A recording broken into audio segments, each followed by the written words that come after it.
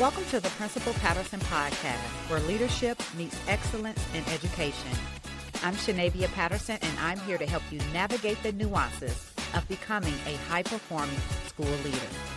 Each week, we'll explore essential pillars of high-performing schools, from climate and culture, teaching and learning, systems and operations, and even coaching and development.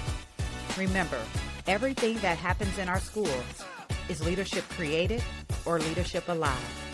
Join me as we create schools of excellence, one principal at a time. So now we have Principal JB, Jennelle Burden.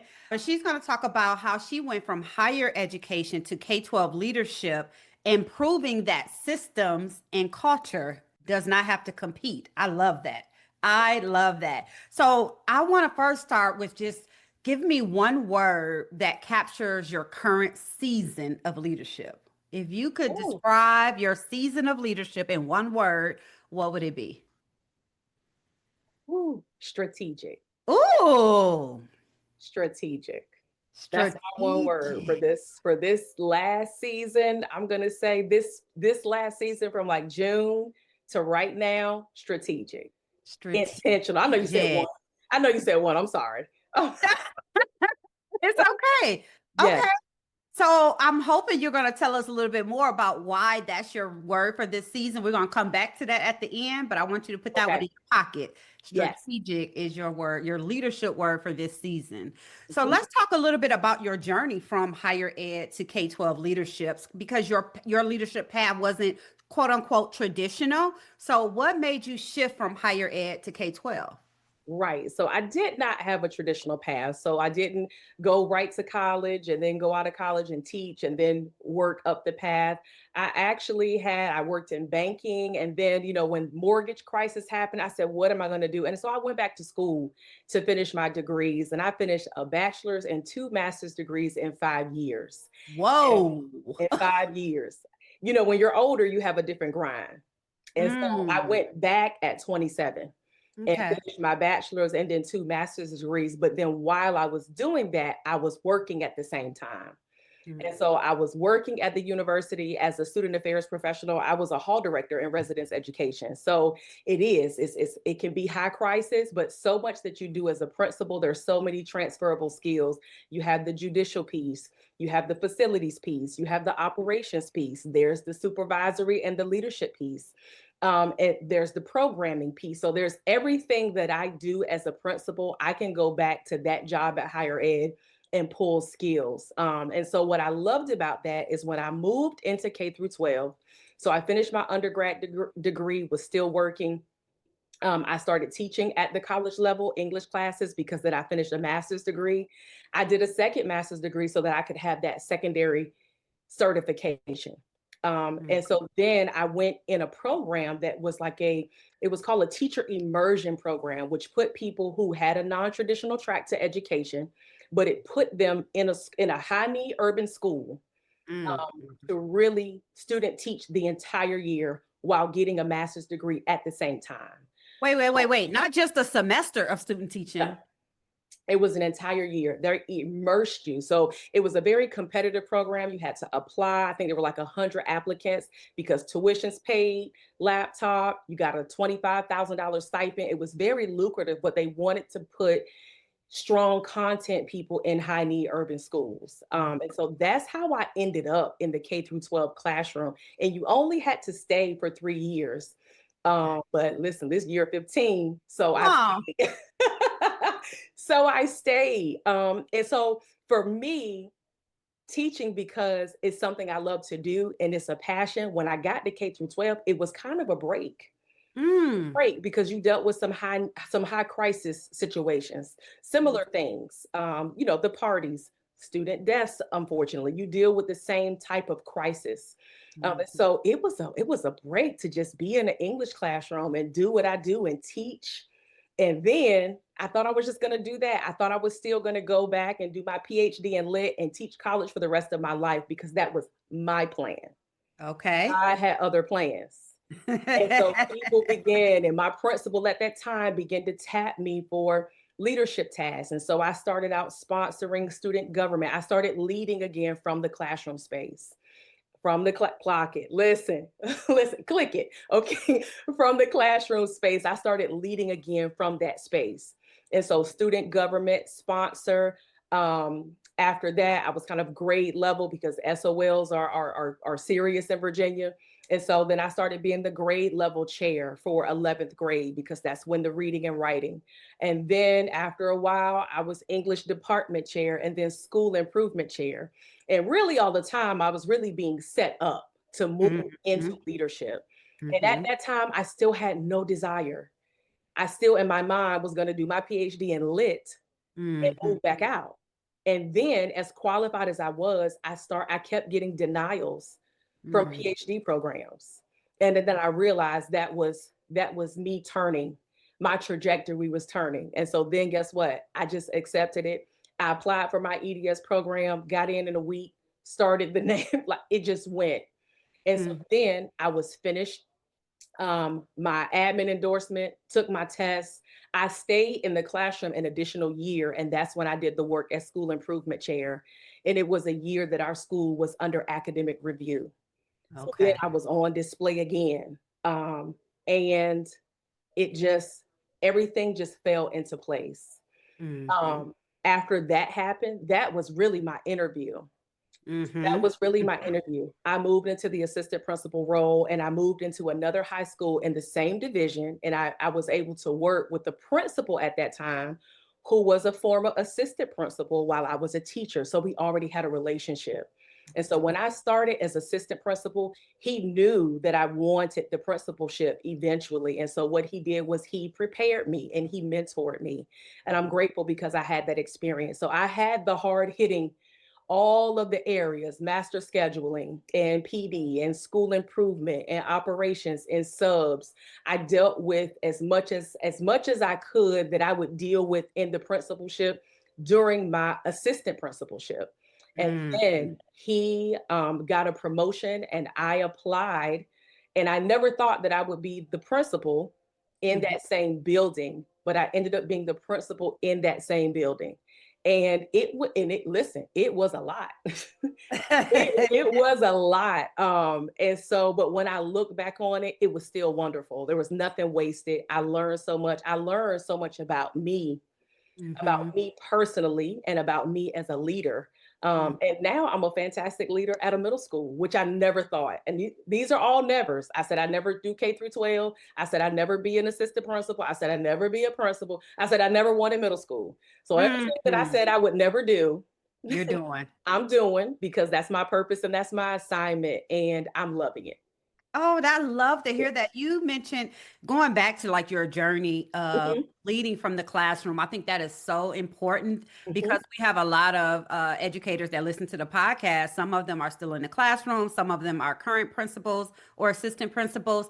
But I think that's key that if you are considering, being a school administrator, that your leadership skills can start being developed from right where you are. Yes. We don't wait for like a certain title or a promotion to exhibit leadership skills. So I love that you named that first. And then from there, I mean, there's no stopping you. Like if you decide you want to go this route, the opportunities are there. Yep. You said that your calling is to build systems and people. Mhm. How did that calling come alive when you first stepped into leadership? Like, did you go into leadership knowing you needed systems and knowing that you had to develop people? The people part, yes. The systems part, no. I think Okay. naturally my personality, even from childhood, even in my, how you have your close circle of friends or your close circle of cousins, your sister circle, they're like, you've always been the builder. You've Mm, always been the builder and the developer for the people. So I'm that person that can go in 7-Eleven or Wawa or wherever and talk to a stranger. And people are like, oh, they've known each other for 20 years. So I've always been able to connect with anyone, mm, boardroom, in the mm, mall, on the street, doctor, lawyer, it didn't matter. So I think that to me, that's a gift and a grace. And I've always been able to connect. And so I use it to my advantage now to not just build and develop people, but to also build systems. You have to mm. have the people for the systems to work. And one of the things that I realized when I was still in the classroom, I think one of the greatest compliments that another teacher gave me when I was leading from the classroom, she said, "You have an ability to make people who sometimes don't like each other, you have an ability to make them hold hands to Mm. accomplish the larger vision." And so Mm. it's something, she said that to me probably 12 years ago, and I never forget it. Mm. Because, you know, when we're in buildings, adults don't always get along. Yep. And, Yep. and as leaders, we need them to, because Yes. it's about the students. We need them to get along and to be able to work together.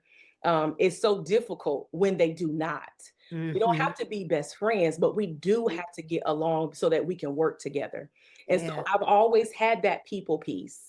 And Okay. it wasn't until, I would say, in my assistant principal journey, even though I led before, that I really started to really see the connection between people and systems. Mhm. And I know we'll get to this later, but it was really through your coaching that Mhm. helped me to really be able to name that and put language to it. Mm. That burden, you kind of have been already doing this work, but now when you have that revelation, that epiphany, now it can be intentional. And Mm. so it's the difference between, you can lead unintentionally and you can still make some impact and be effective. But how much more effective and impactful can you be when it's intentional? Ooh, When it's so good. So good. I love that you said you need the people to do the actual systems. And Yes. and you know, in our community, you know, with people getting along and coaching adults and things like that, we name that as synergy. Like we, Mhm. you know, our framework is you have to have systems, you got to have synergy, and then you create sustainability. Yes. So it sounds like you're talking about the synergy that you're able to create that just kind of Mhm. naturally happen based on your personality type. And then it allows you to create these systems that work for your school. Hmm. It does. It does. And I feel like I've been able to do that. I took over this new school starting in July, and it was very different from my previous school, and not just in level. It was different academically, it's different culturally. The climate is completely different. And some people would have thought about that, oh, this is a huge task. Mhm. And so it didn't seem like a task for me. I knew it was going to be different, but I began to think about and really kind of settle into the joy that I have now the opportunity to make it my own. Yes. And what are the systems? Because at my previous school, even though it's high and I was able to take it here, I didn't have to build from the ground up. This Mhm. school is more about building from the ground up and rebuilding. And Mm. so I really had the opportunity. And so navigating the tension between not coming in and flipping everything upside down, sometimes you see that needs to be done, but you have to use wisdom so that people can get their footing. You Mm. can flip it upside down and people lose their footing, it'll fall apart. And so there were things that I specifically chose that I said, you know what, if I choose this and make a new system here, it will impact culture and it will impact student achievement. So it was like a two birds for one stone. And it Mm. was really a change in operations, some change of a bail schedule that Mhm. was causing students to lose instructional time. I think it was putting a lot of unnecessary strain on teachers. And so Mm. let's streamline it. Let's do one bail. Let's teach and model for the teachers so that they can teach and model for the students. And on day one, it was flawless. It Wow. was flawless And because so see, we'll say, that was a change that you made that was intentional. You and then going back to your keyword, was very strategic. You didn't, you know, and you got everybody on board to do it. yes. Hmm. And I think, and I found out later that they were very nervous about it. They Mhm. liked it, but they were nervous. And I think that Mhm. that's normal because it's Yep. change. And it's Yep. a big change. Making an operational change is a big change. Mhm. But we made sure that before we presented it during the summer, I sat down with my APs. I said, listen, and this is why. This is the why. And so I remember being a teacher or just being a part of an organization. And you remember you could never ask your leader why, Yes. because they Yes. didn't, you would either get pushback or no one would tell you. And sometimes there was a fear with that. Well, we can't ask questions. I Mm. never want to be that type of leader. I want the people to be able to ask me why. As a matter of fact, they won't have to ask because I'm leading with that. This Right. is why we're doing it. This is what we're doing, and this is why we're doing it. And Mhm. these are the changes, the impact, the benefits to doing it. Yes. Through doing it. So it's not just, it's about students first, but this is going to shift the entire culture of the school. And so even we've seen some, okay, so we'll see some dips and you just got to get right back on track. Just Yep, get I right love back on that. track. And for those that are listening, what she's naming is also something, we train on inside of the Leadership Collective is that, you when you're leading change, you absolutely start with why, but then we also push leaders to prepare for the pushback. And how do you overcome objections ahead of them?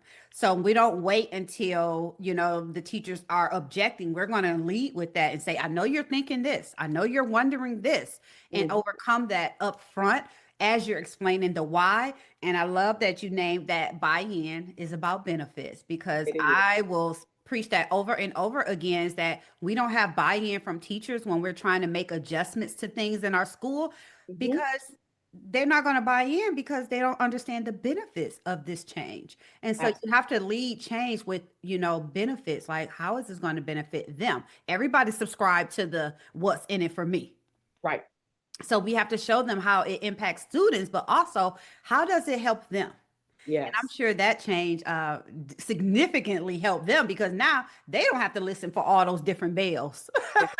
Because I said I would never be able to keep up. I would never be able to keep up. And I want to mention too that it's also a system that I also use when I have to present for my leaders outside of the building. And so I think about those benefits. And so when I know if they're coming into the building and we have to do a school improvement site visit and I have to sit and talk about my data, I make sure that I have looked at those benefits, that I've hit those points. And in my presentation, I make sure that I present in such a way that it captures the fullness. So there are no questions. So there are no questions. Yeah. So there are no questions. So I look at what I've learned and in different ways because you can apply it to so many different areas. So with your admin team, with your leadership team, with the team that you work with, your CNI team, your division team. And so I use it also in different areas. Wow. Okay. Well, because systems, you need systems to function regardless. You got to have a system. One of the things that's important too, that I have been training my leadership team and my admin team, is to begin to think in systems. I didn't realize because I focused so much on the people part, that I was always a systems thinker, but I just couldn't name it. I didn't have language for it. And so I was always either a systems or a processes thinker. So when I am met with some challenge, the first thing I think about is what type of system is in place. And if it's a lot of times there's no system in place, but what system can we put or process can we put in place to make this effective and efficient? And so everything that happens in our schools, yes, is leadership created or leadership allowed. Yes. So I love that you ask yourself the question. Yes, self-coaching. Okay. Listen, I see the evidence of the coaching, and talk to segue into coaching. You and I got the chance to meet each other for the first time when you came to TLC Live 2025 earlier this year. And I want you to talking about it. Talk about that experience for those that were not in the room, that were not a part of it. So talk about first, let's start with how did you make the decision?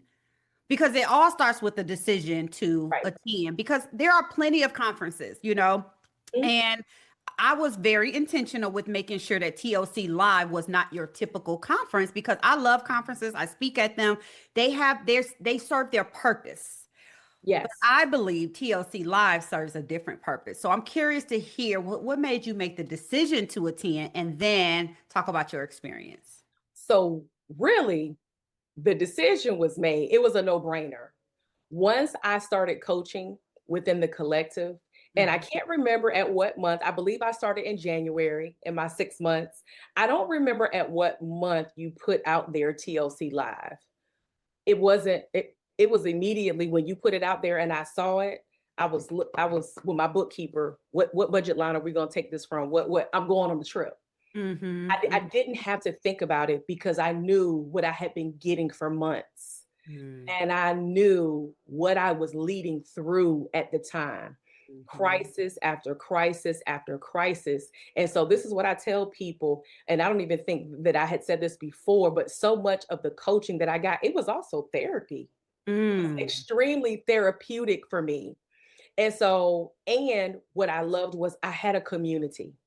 So it was like, I'm going to go here and I'm going to get in person what I've been getting virtually. And you're right. And it's going to be different. It's going to be phenomenal. You can't even name it. And so, and then I'm going to be able to meet in person this community. And so for me, it was just about getting the paperwork done. For me, the paperwork done. The decision was already made. And then I knew that it was going to be something amazing because there was so much resistance to me getting there, even that day. Remember, I missed the VIP. Yes. Yeah. My flights. Yeah. I was frustrated. I had to go home and come back to the airport. There was so much resistance. I missed that whole first day, that whole VIP. But I said, even when I got to the hotel, it was still, by the time I got to my hotel, it was almost midnight. And so I had to refocus. I had to reset. And I said, you know what? This was so much opposition to getting here. I know tomorrow is about to be lit. And it did not disappoint. Listen, when you came in with that Star Search blaze on, I said, oh. Listen, I said, it's about to go down. It's about to go down in the best way possible. Just the culture, the climate of the atmosphere. It was so just greeting. There was so much love just in the atmosphere before we even learned anything. There was just so much love and the music. There was so much community. We could just meet face to face people that we had been coaching with for 6 months, and we got to meet. And it was just amazing. We got to spend time together. It was a real sisterhood. And I said, where do you get this? Where do you get that? A lot of times, you can work with your friends, but we don't get that in a division. You don't get that in division-wide PD. I said, OMG. And this is what I used to tell people when I'm talking to my friends. I said, listen, even when we were just in coaching, I said, I'm learning more in 1 hour coaching sessions that I've learned my whole, it's making sense. It's speaking directly to me. And that was one of the reasons why I joined, because I stalked you for about 6 months. Oh, I was going to get there too. Okay. Go ahead. I researched because I knew that I needed something, and I needed something specific. And there is no knock to anybody else's professional development. I had been in pilot programs. I had been to this university, and and it was helpful. It was helpful, but it wasn't hitting the need.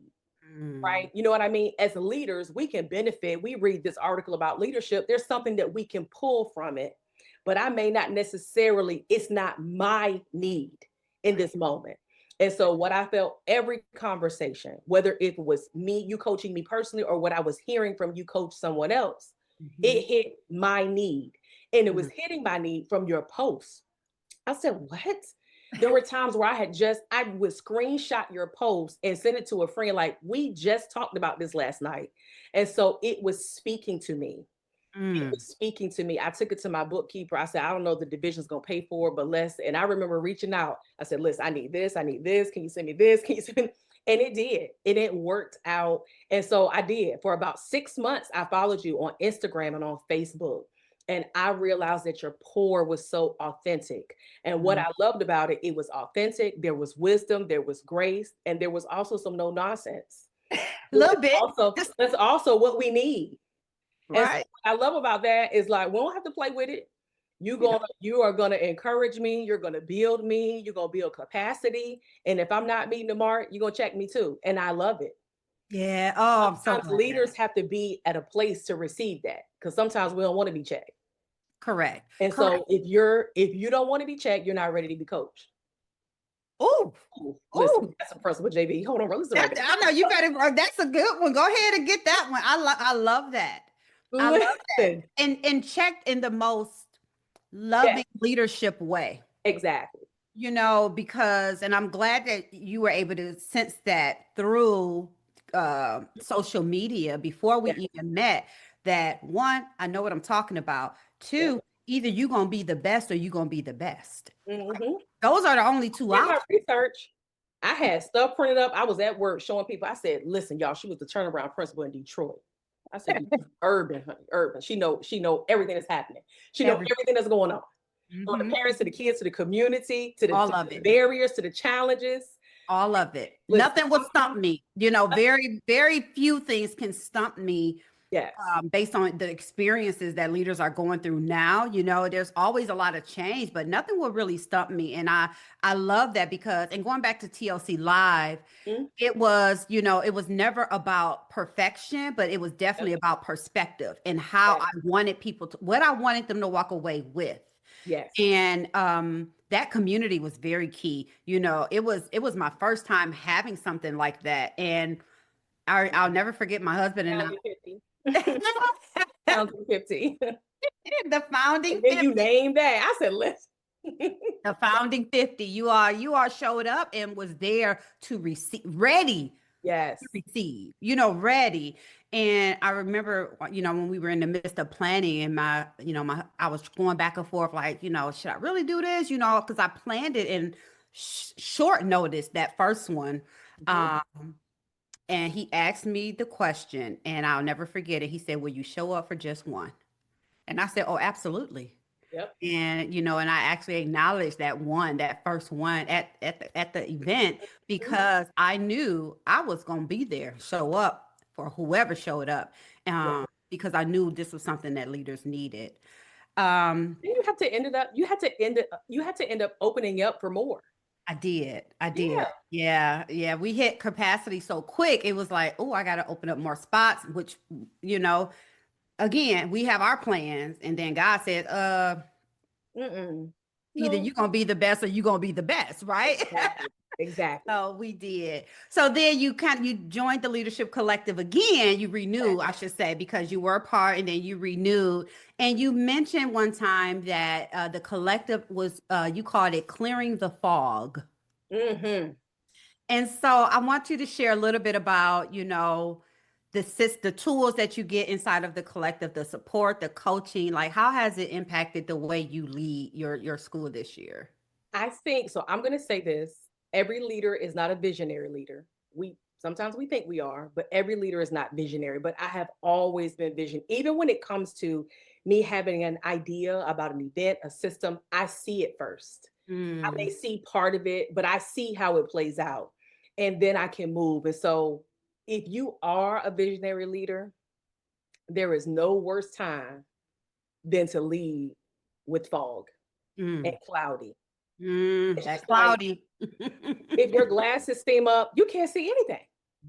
You can't see anything. And I think one of the things that was most beneficial for me, especially in those initial phases, was that, like, when I say it's therapeutic, I'm being honest. It helped clear me personally.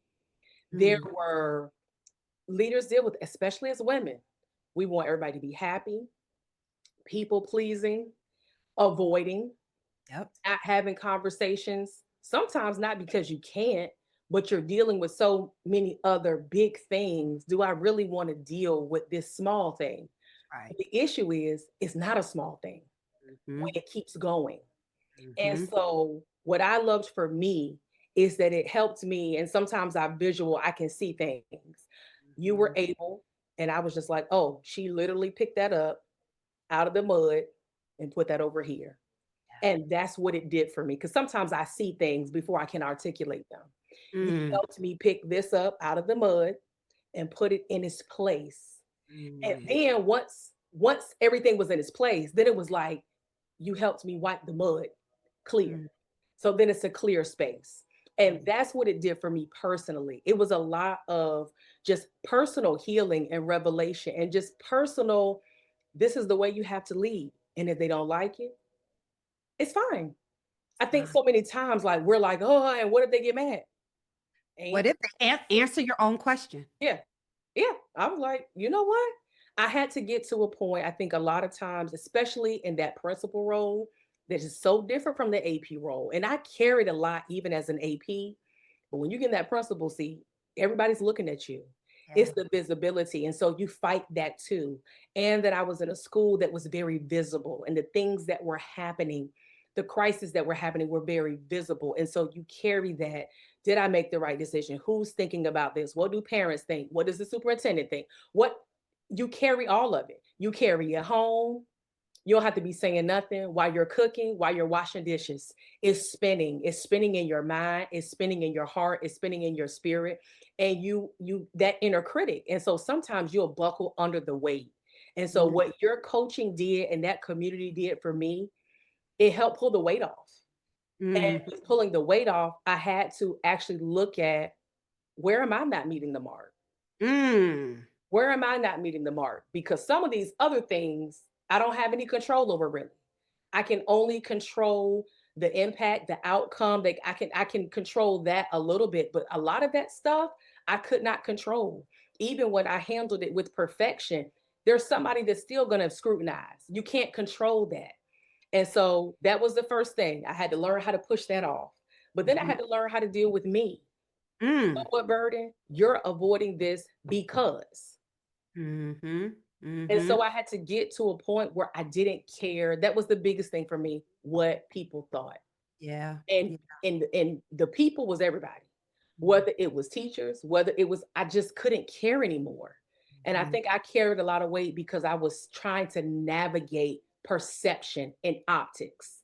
Yep. Listen, perceptives and optics will take you to the grave if you let it. That's what it will. It will take you down. Yeah. Because your internal critic, you just begin to listen. You Mhm. can't see it how other people see it. I tell people all the time, one of the hardest things about leadership is people criticizing and judging when they have that much of the picture, Yep. have that much of the picture, Mhm. and you want to go to bat and vindicate yourself and explain. No, that's all the weight. Right. Even if I Right. explained it in the best way and you saw that I made the perfect moves, you could still be like, well, I don't like how this, okay. So Exactly. it didn't matter. Exactly. And so for Exactly. me, once I got that out of the way and just could move, it opened up a whole new door for my Mm. leadership, because Mm. then I could be intentional. Mhm. I could be intentional. I could address it with a smile, and that smile still be genuine and I mean business. And I don't care how you feel, think about what, uh, intentional. And, Yeah. be able to sleep good at night, that you've done your absolute best at your Mhm. school, and knowing that you did not put any kid in harm's way. You Yep. did not harm any, adult in the building. Like you did the best that you can and being okay with that. But you named so many things that so many So leaders many. Yes. struggle with, And on a grief, day to that's big. day. Grief. Mhm. Grief is a big one that leaders deal with. Just, and sometimes it's not just the grief of people. It's the grief. Sometimes, you know what, you're grieving your own self. I felt that when I Oh, was grieving. Yeah, you grieve your old self because there's something visceral about those type of changes. When you're becoming, you can feel it. There is a battle between, now how would I have handled this now, and how am I going to handle this while I'm becoming. It's different and it's visceral and you can feel it. And so mm. sometimes you're grieving the old way you had, because it's comfortable. Yeah. It Oh, might yeah. keep you weighty, but it's comfortable. Mhm. And Mhm. so just even learning how to sit in the discomfort. Mhm. But then when you sit in the discomfort, there's a joy and a solace and a peace that comes with that. Because your peace, that can be your posture. And two things can be true at the same time. You can be in an uncomfortable place and still have peace. That is excellent. Yes, Yes. Yes. You can both can be yes, true. both can be true. So Yes. as we wrap up, Mhm, Principal JB, I don't think we caught, where you're located in these mhm. United States.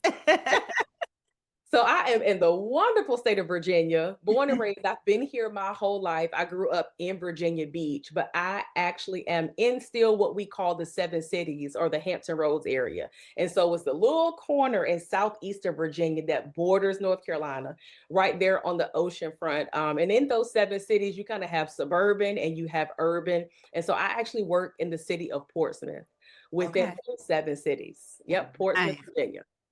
And going back to the word you used to describe your season of leadership at the beginning, was Yeah, strategic. it was strategic. Strategic.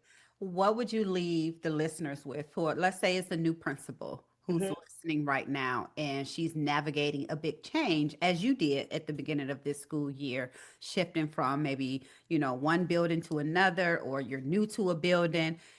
What would you say to that principal? So I would say that strategy is an absolute necessary. You Mhm, can't do it without strategy. mhm, So I'm going to explain that, but I also want to say the big thing, and I think that I've learned this in my journey, is that when you have to reset, it's not failure. That was mhm, something else that I had to learn too. Every time I had to change or move or tweak or reset, sometimes you have to move out slowly. And mhm, so it may come out in different iterations of a system. Sometimes you have to do it that way in your school. And so I remember that before, every single time I thought that I had to do that, I processed that as failure. mm, And it killed me on the inside. And mm, so that was something that helped heal. So know that you're not failing. When you have to refine, when you have to reset, it's not failure, it's a refinement. And that's what we're doing. It's refining the process. And mm, sometimes you have to refine multiple times.